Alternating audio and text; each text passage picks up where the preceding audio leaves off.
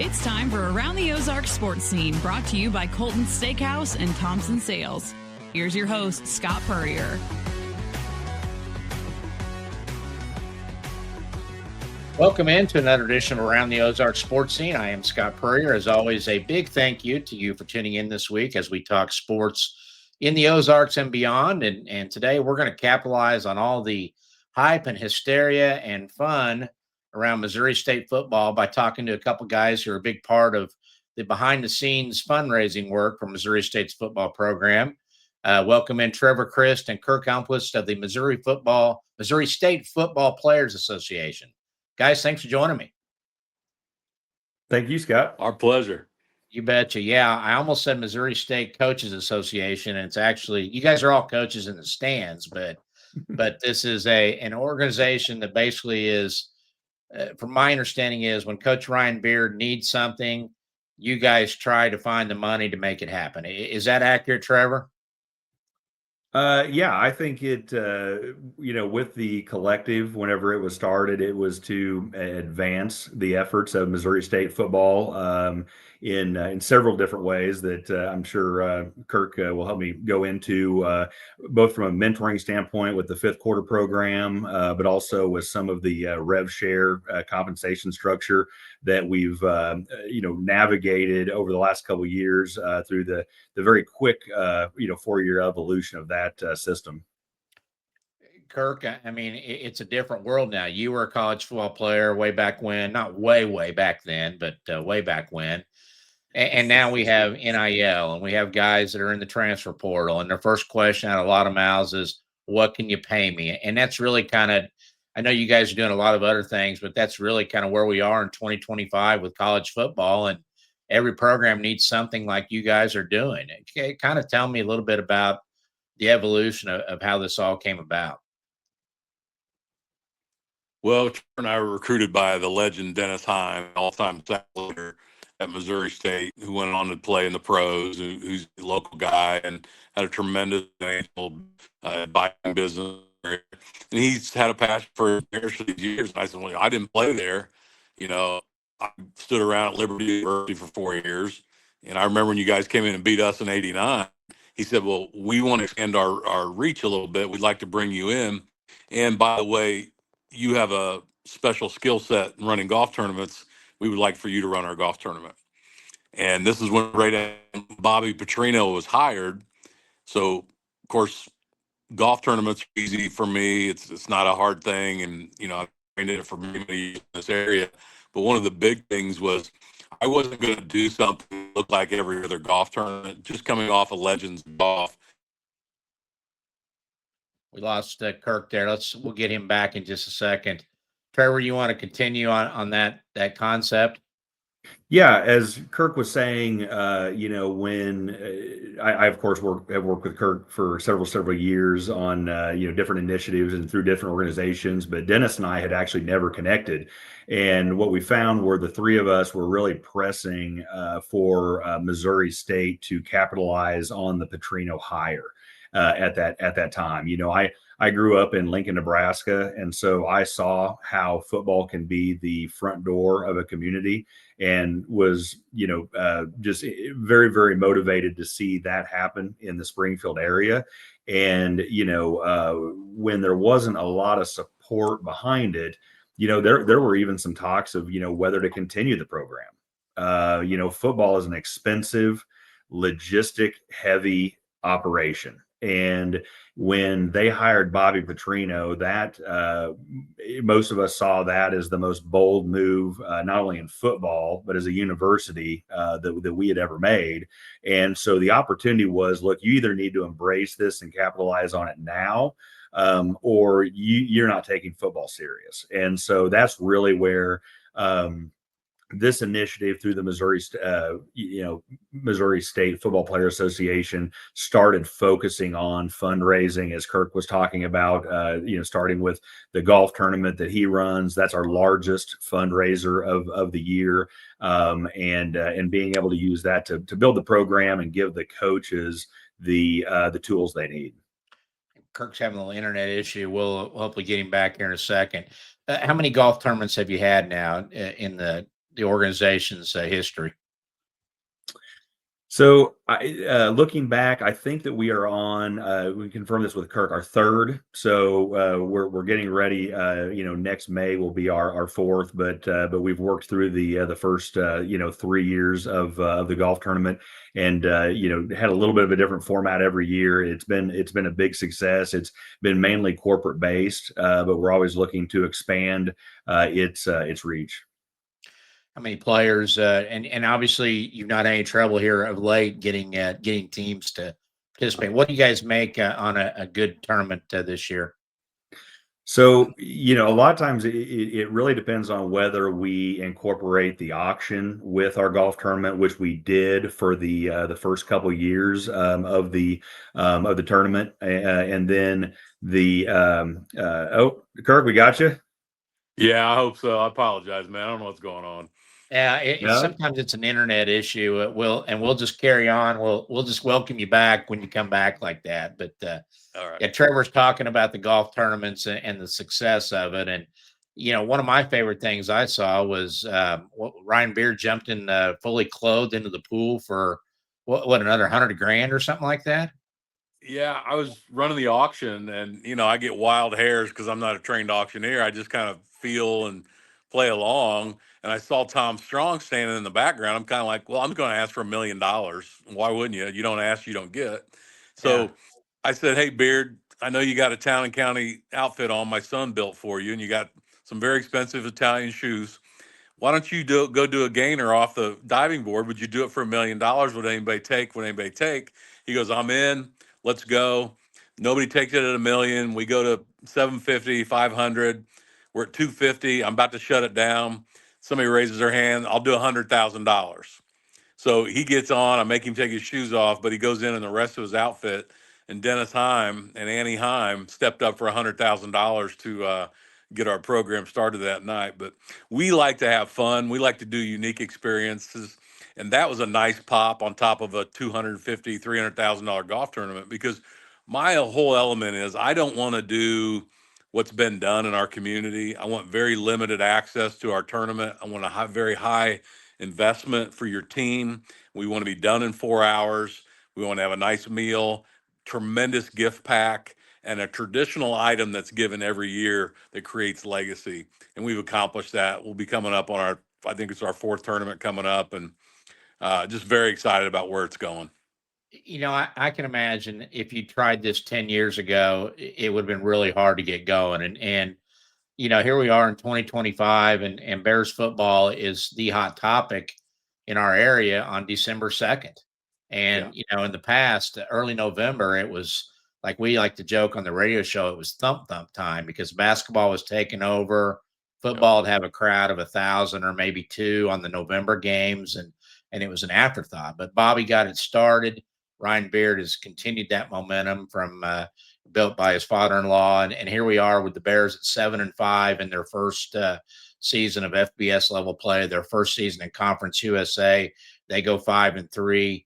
When a lot of people, I remember having Phil Steele on this podcast back in July, and Phil Steele had the Bears ranked 131 out of 136 teams.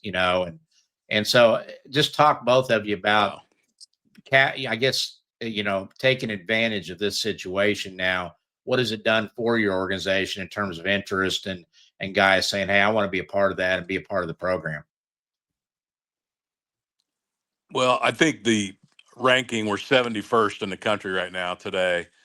And wherever I go, and I've got a logo on, and we really pushed the most state thing before it was a popular thing.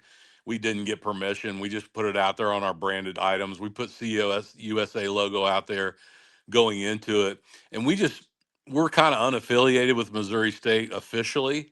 And we just stayed in that collective mode of we're kind of renegades out here raising money to help out, because for 30 years it got ignored. Now it's kind of like people are calling me, can I sit in your seats? Hey, how do I get in that end zone? Hey, do you have a parking pass? Hey, there's nowhere to park. And our vision is we've stayed very quiet behind the scenes with our organization, and the past regime that just left here didn't have much to do with us. The new regime is very engaged with us. They're very appreciative of the hundreds of thousands of dollars we're trying to assist and shoehorn to help out the program. And like Trevor took over as president this year, and he and I ham and egg pretty well. He has strengths that are my weaknesses, and he doesn't have any weaknesses, but I mean, I've got a lot, so he fills in a lot of those spots. His main weakness is he hangs around with Matt Miller too much, probably at times, right, Trevor? That's not a bad one. Yeah. To be fair to the other two, you should probably clarify which Matt Miller you're talking about. Oh yeah. That's a good one. How many are there? Matt, Like 10? basketball Matt, and red-haired Matt, right? Exactly. Yeah. Well, and I think part of why AD Patrick Ransdell, in his second full year now, and his administration embraces what you guys are doing is they need you. I mean, the competitive landscape right now is such that, Ryan Beard can have a great year. He can, have star players, and there's a Power 4 school that's sniffing around and trying to poach them right off the roster. And you got to have something to be able to counter with. And that's when Coach Beard comes to you guys, right? And says, hey, I got a guy, we need to try to keep him, or I got a guy we can try to get. Is that where that dialogue begins with the association? Yeah. So, and with Coach Beard, we're extremely fortunate. He's very engaged with the association / collective, not only from those conversations, but also what makes him unique to a lot of coaches is he is our biggest fundraiser. So he's out there pushing our brand, doing events, he and Katie with us, helping us raise those funds, not just asking for them. And so that's been a great relationship. As you know, I think that we are in already our fourth version in 3.5 years of what NIL looks like. We can now work with the coaching staff and have that conversation where the very first version, we couldn't even do that. And so, if they've got a player that either they're trying to keep, that is an opportunity for the program, we work together to try to keep that player. I think Jacob Clark, our quarterback, is probably the best example of that and the difference that can make in a season for 2025. And then also there's other times that, and Kirk can speak to this better than I can, but there's also times when he'll come to us and it may not be about keeping a player, it's about helping a player. You get these kids sometimes that don't have resources, and we transport them halfway across the country with no, we are their community and their, resources locally. And so that's another way that we've been able to, work with them and make a difference. Kirk, be honest, when this year started, I mean, I bought season tickets for the first time. I was excited, a new frontier with Conference USA. Of course, here's the thing. We have still never been in our seats because I always run into Mike Kraft and I wind up down there with you guys in the end zone. My wife's like, why would we go up there? So I've got no good answer on that. But when this season started, first year, you got the USC game that goes lopsided as expected, maybe a little more lopsided than expected. But did you really envision that this was possible? I mean, they were pushing 8 or 9 wins this season. What were your expectations, starting with you, Kirk? Well, I think 500 was a goal as I started to look at things. I talked early about we could be SMU, and we should have. We definitely were in the right spot with Marshall. Great situation. And the last 2 drops are very disappointing. I think the loss to Kennesaw was very disappointing, but I had us at 500 for the year based on the 2 biggies that we had to really get after. And then, of course, being from Liberty, I kind of knew the lay of the land, where they've been, what Liberty had to go through to get to the Fiesta Bowl against Oregon a couple of years ago.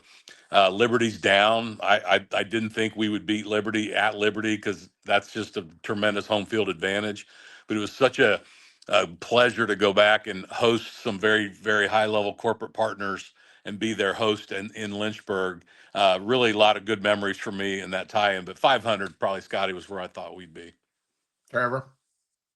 I would agree. I think first year, in Conference USA, I think that one of the advantages we had, in addition to a very dynamic, coaching staff and game plan there was, everyone outside of the program talked about us leveling up. But let's face it, man, Missouri Valley, that is a tough conference. And we were used to playing some really, really stout talent. And I think people outside of Southwest Missouri weren't aware of that. But even with that, I think seeing the USCs and the SMUs on the schedule, I felt like 500 would have been a success. 6 wins would have been knock it out of the park. We had. I know you'll probably talk a little bit more about this because it's what everyone's talking about right now in Southwest Missouri, which is exciting. But I remember Kirk Dennis and I having a conversation in the Twin Oaks parking lot 4 years ago, and we said, can you imagine if 15 to 20 years from now someone ever saw Missouri State in a bowl game? And so to see it happen this quick has just been remarkable. And like Coach Beard told us the other day, he said, there's staffs that level up a program, and it takes them 20 years to build something that can compete. So to see what they've done this year and to get us into a bowl eligible is just unbelievable. We had Corey Riggs on our radio program this morning, comes on every Tuesday with us with the Missouri State Report. And we got to talking about the bowl eligibility and bowl bound and where people wanted to see the Bears go. And I think it's a consensus that with the momentum you're building, it'd be nice to go to Hawaii or go to Fenway Park or some of those places. But being within driving distance, maybe to a Dallas or something, might be the best thing for continuing to grow your organization. Could it not be? Maybe. Well, I fully agree that Frisco would be ideal for us. 6-hour drive, or jump on an American flight, or whatever you want to do. Yeah, for us to go to Hawaii, that's a massive expense. I mean, granted, they get reimbursed, but you're going to really limit the maroon and black and white in the stands if you do that. And yeah, it'd be a fun trip, but you'd still have just a handful of people, kind of like you had go to USC and things like that. I think there'd be a few more with the I guess the emotion that's involved now and the momentum they built. I wanted to ask you about, and I was talking about the Bud Light Zone and what a great party Mike Kraft and his folks throw down there. But you guys are the ultimate stopping point pregame there at the north end zone with your tent right there. I mean, that's where the who's who of Bears fans have to come by there at least for a little while. Have you seen that grow year by year a little bit? And this year, is that kind of at a peak? And is that an opportunity for you guys to bring more people into your organization, recruit them in with their donations? Yeah, the us doing the Missouri State Football Player Association, memberships, people joining that effort. That I mentioned earlier, we have a couple of fundraising efforts. The largest being the golf tournament that Kirk has already talked about a little bit. We also during the summer, typically in July or early August, do our kickoff dinner with the Beards, which was a big success this year as well. That was an auction that used to be a part of our golf tournament that we split off into its own event. And then the third one being, people that join our effort and, they, will join the organization, if you will, to support the organization, which they can do at MissouriStateFootball.org. So MissouriStateFootball.org. And that's where they can contact us if they have an interest in getting involved, but also if they would like to join the effort, that's where they go on to do that. And Scott, as you mentioned, as part of that package, what we've put together, and this year, Old Missouri Bank and Will Fisher Bud Light were our partners in that end zone. They've just been fantastic partners in that area. It's a fun tailgate. We take care of everything for people whenever they get their food, beverage, great place to hang out underneath the tent, and know where you're going to land whenever you get to the game. But to your point, and the reason I think Kirk was laughing when you asked if it had expanded, we almost tripled that engagement this year, and we got a text message frantically about 2 weeks before the first home game, and said, hey, we're almost to the number where we said we were going to shut it down. What should we do? And I said, well, don't ask Elmquist, because he'll say just let it ride. And so we let it ride and just kept shoving people in there all season long. It's like Seward R City during Christmas, right, Kirk? With your Branson. Come on in. We got room. Yeah. We got room. There's plenty. I see empty ground. You can stand over there. Yeah, it's like a football game minus the funnel cake of Seward R City, basically, I think. But, my event management experience over the 30-year career in business is it's better to take ad tables than to take tables down. And our thing is, people go out of town. They don't show up every game. They don't show up when it rains, when it gets a little cold. They don't show up. So oversell it. You're never really going to be in that bad of a situation, especially when all your beverage and your food's included. And you said it best. It's the place to be. It's a place to be seen. It's fun. The bear walks right in front of us. There's a popularity to it. And then we're very strict on children being in it. You're carded. You're very detailed on who gets in and who gets out, and you have to pay your fee to be involved. You're wristbanded. So we have really improved that. And Riley Shantz, who's on our board of directors, former player for the Bears, he has taken this thing on like it's a job for him. And he's really made some great, great strides over the past few years. Trevor, explain to me and explain to the listeners, Missouri State has a competitive excellence fund. It's separate from what you guys are doing, correct? Or is that not correct? Explain how those two both benefit, because there is a football category, if you go to their website, athletics website, that you can contribute. What is the difference? So they are different. However, we currently work together. The quick chronological order of NIL was whenever this started 4 years ago. The university couldn't be a part of it, and the coaching staff could not be a part of it. Very quickly, they allowed us to work with the coaching staff to be a part of it. Then the university could be a part of the conversation and the promotion, but not the funding. And then, these universities, rightfully so, realized they were losing their own programs to their collectives, by not being a part of that. So miraculously, higher education is really, really good at legislation and at lobbying. And so, almost overnight, they passed a House bill this summer, back in June, which kind of flipped the script. And what that did was it allowed the universities to be able to do a revenue share up to $20,500,000 per university per year. So that's across all initiatives. Obviously at Missouri State, we're not hitting our head on that glass ceiling quite yet, but that was a number they threw out there. And as part of that settlement, that's going to be an incremental increase over the next 10 years. They have not set the exact number yet, but they're showing, right now, or they're suggesting, that that's going to be about a $33 million cap in 10 years. So as part of that, the other part was that collectives, organizations, so Missouri State Football Player Associations, you could no longer exist solely for the function of paying players. If you are an organization with another function, so if you are a normal business and you want to pay a player, you can do so. But the collectives were no longer able to just directly pay players for that. So what we have done is we work in conjunction with the university. And now, to your point, one of our number one, we didn't have the ability to do it, but number two, one of the concerns was always that this was going to go to football and that this was going to benefit football long term. So they have set up their competitive excellence fund, Dash Football. They have one for basketball and other sports as well, that is designated specific to that effort.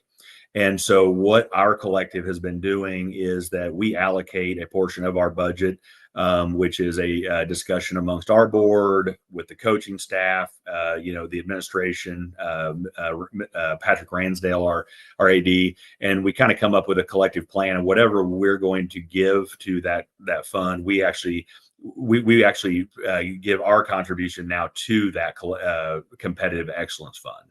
Okay, so it's a way of doing that without violating the rules, and you going directly to a player. If Coach Baird has a request, you just donate to the fund, and then they go the proper channels, correct, to do that? That's correct. It also opens up, not to get too in the weeds on it, but the other challenge we had early on was that there's some tax implication where if you are a tax exempt and nonprofit organization, you have to give they don't tell you a number, they don't tell you a percentage, but you have to give a certain amount to what they call the greater good rather than directly paying players. And so we actually had 2 organizations set up, one for individual contributions, one for corporate contributions. But by using the Competitive Excellence Fund through the university, it's managed by the foundation. So we don't have those same restraints whenever we are, wanting to be able to fund those NIL efforts. It's a fascinating world and scary and for traditional fans a little frustrating the way this has all gone.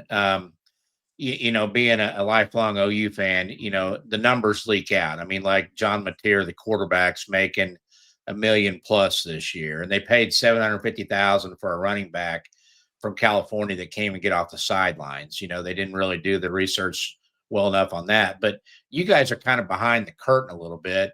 We're talking about not the Power Four schools where, I mean, if Nebraska or Michigan or somebody wants a Bear, it's going to be hard for you guys to be able to come up with enough to keep that guy unless he just really loves playing for Coach Beard, which they do, so there's other pulls there.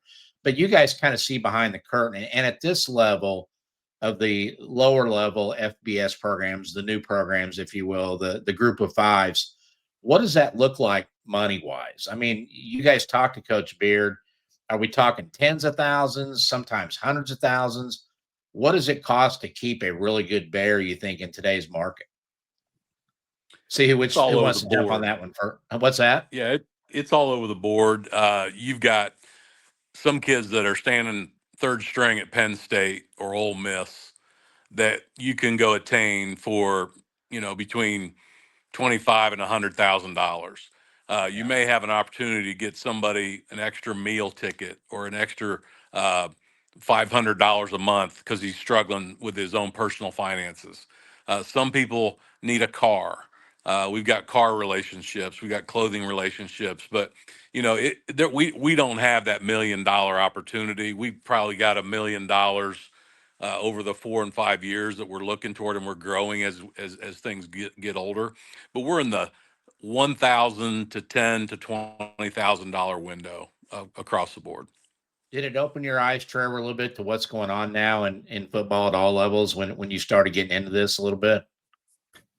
Well, yeah, especially with the changing landscape. And as Kirk said, what is really unique is, and this is my one concern. I was in an interview the other day and someone asked, what my personal opinion was on this NIL and was it going to, hurt the sport, which everybody brings up, or do I agree with it? And as I told him, it's like anything else in life. The headline news you see on SportsCenter every night, those numbers are thin air, right? That is not most universities. Because think about this, we're talking about a ceiling on an entire university across all sports being 20,500,000. That's not something we're worried about right now. But right now you got Oregon that has a starting football salary of $30 million. Okay. So where does all this line up, right? Yeah. But the advantages is, number one, I'm completely in favor of it because, for a long time, everyone other than the kids have been making a lot of money off this game, right? So to see these guys, especially guys that probably are not going to have an opportunity in most cases to go to the next level, be able to profit and, benefit themselves and their family whenever this whole time they've been benefiting everybody else, I think that's a total win and should have happened a long time ago.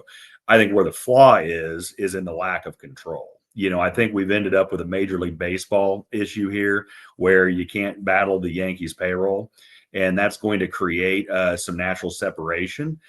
I will tell you, though, the positive side that I've seen from Missouri State is, number one, even though I don't really like everything about the transfer portal, because I grew up back whenever, you were building walk-on programs, a guy wouldn't see the field till his junior, senior year, but I'm getting old whenever I say that.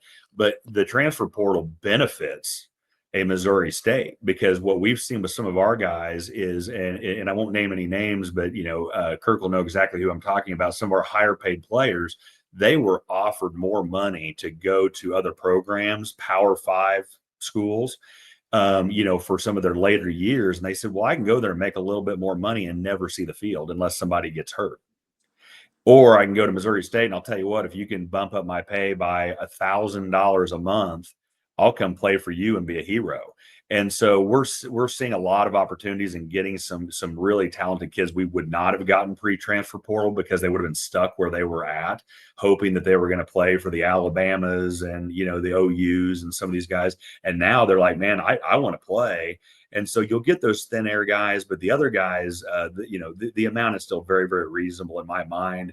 You know, Kirk's not wrong. We have guys that we've pulled here for $500 a month just because guess what? They need a stipend so they can get groceries. Yeah. Yeah. I'll tell you what, I think Ryan Beard may be the best hire in this century from Missouri State with just the enthusiasm he's brought. And, you know, he's made football a thing again, like I said, in this area. Um, we know the history of Missouri State. We know what happens when you have somebody really, really good. Somebody else wants him, you know, or her. You know, we've seen that with the Lady Bears basketball every time they get on a big roll there too. Level of concern with, you know, should we have made Beard stop at 6-6, you know, and stop this, or you know, Dan and I talk in the morning that given the facilities he needs and watch him continue to grow, he seems like a guy that's what's important to him is finishing what he started. Would you agree? Well, I'm intricately involved with him on a daily basis. I talk to him every day. If it's Yeah. either a text or a phone call, or we do a devotional together on game day and leading up to the game. He's a little brother to me, and 50-50 we keep him. I've been listening to what's going on with him at night. This week's very, very, very busy for him. There's a lot of interest in him. There are 3 universities coming after him pretty hard, and his agency is dealing with our athletic director. And we made some strides last night to maybe make some moves to help some things out. But there's a lot of behind the scenes going on to keep him, because you can have the greatest facilities in this new campaign that Biff's launching and Patrick's out trying to raise money for, and we're trying to help behind the scenes get money lined up as well. But we don't want to be a Middle Tennessee State. You got these Liberty University level facilities, but if you don't have the culture and a coach leading it, it's all for naught. So I think we can't step over a dollar to pick up a penny here. We need to be business minded, offer him all that we can to keep him here, and then the excitement will continue, because the excitement's not in facilities. The excitement is in the enthusiasm of the leadership and the vision Yeah. he's casting, and then the strategy and tactics that are going with it are absolutely critical. So I think if you land him and lock him down, at least add on to this big year that he just came off of. I think they did save some money by his 2 losses at the end of the year. I think if he takes those down, we've never touched him. But I think we got an opportunity he loves living here. He loves raising his family here. He's a devout, faithful man to his church, and he doesn't want to uproot his family right now. But he also understands that window in his world is very small, and you got to strike when the iron's hot. Trevor, the late Dr. Edsel Matthews, I remember he used to call certain coaches kid magnets. And they were guys that kids, regardless of how old that coach was, those kids just wanted to be around.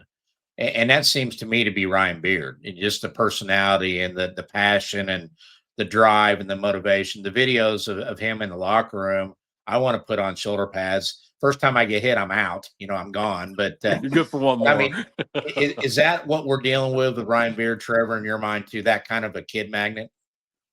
Well, first of all, Scott, you're part of the problem. If guys like you and I are like, you'd quit talking about how good he was, you know, maybe we keep this a secret for a while. He sucks. Leave him alone. He's got a drug problem. He's got 7 wives. You know, I'll start all these rumors. Yeah. Yeah, we need to soft pedal this, don't we? Yeah. Yeah, I'm not above a slander campaign at some point. Exactly. Yeah. But I mean, that's who he is. And he's genuine, and that's why these kids love him, isn't it? Yeah, and that was the exact word that I was going to use to describe him, is how genuine he is as a person, and he is extremely motivated. And listen, he's young and excited as well, and they pick up on that. And he's giving them this "we are in this together" mentality, which is a powerful thing. And as a result, these guys are effective. They're having fun. Other guys want to be a part of it. that makes recruiting a lot easier, because guess what? If your players recruit for you, there's nothing better than that. And so, Ryan, we're very, very blessed to have him, as Kirk said, and we selfishly would love to have him as long as we possibly can. And, we do have some intangibles at this level. As you guys have seen the chaos that's happened this week in college football coaching.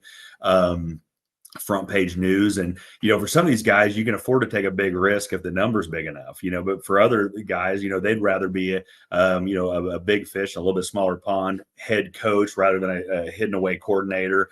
We're a great community. And like Kirk said, if he stays, it's going to be because he loves the community, and he wants to kind of finish what he started and go to the next level. And as I remind him only about every 48 hours, is that if he stays 10 years, we'll build a statue of him, whereas they'll forget him somewhere else.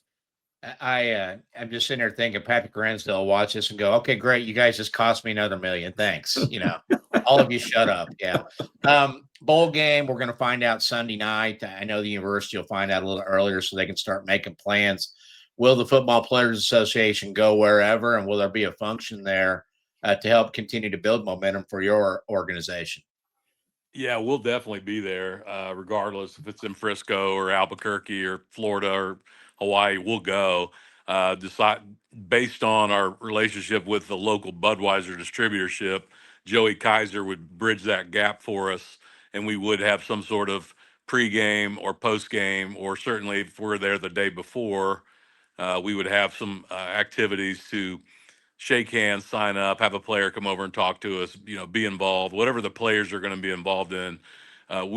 Trevor and I have been very blessed to be around these guys, and they always want us around them because, we're helping them after football. So we just stayed in front of them a lot, and we're going to be there to support them regardless of where they go. Trevor, same thing. You going to be there? Yeah, we'll definitely be there regardless. I mean, this is what we've been hoping for, and the fact that it happened quicker than we thought is just amazing. As you said, the one negative, and I was talking to the president the other day, and he was saying, the one unique challenge for the university is finding success so quickly is they're trying to backfill that with support, right?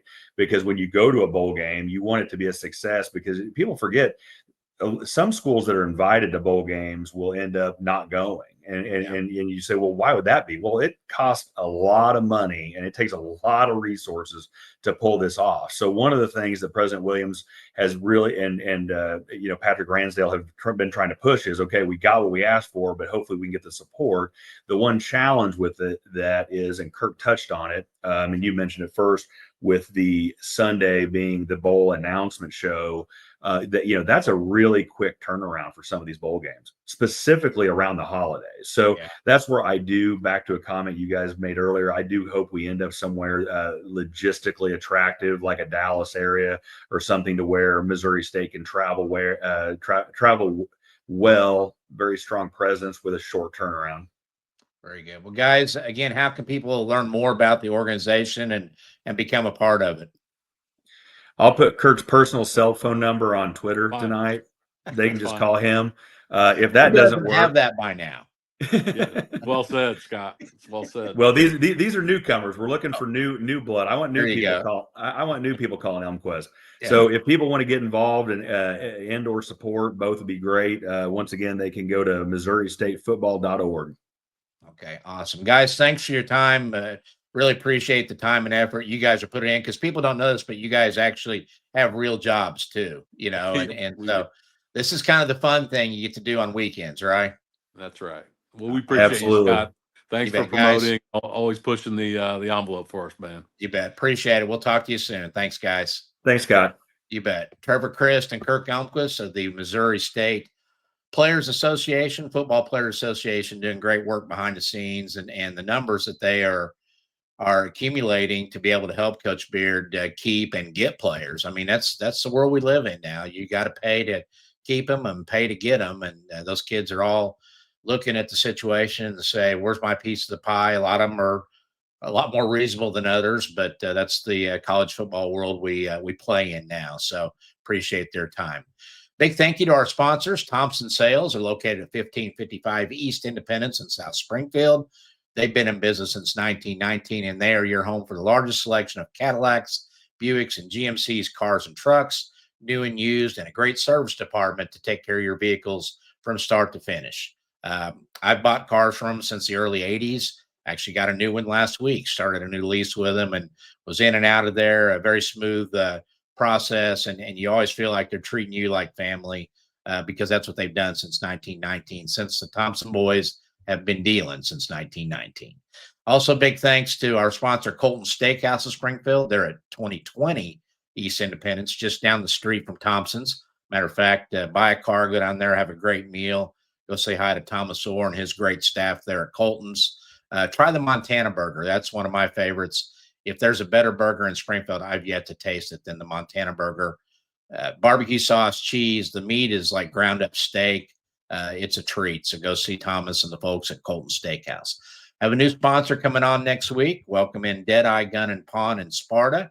We'll tell you more then. But until then, we will see you next week. That's going to do it for this episode of Around the Ozarks Sports Scene.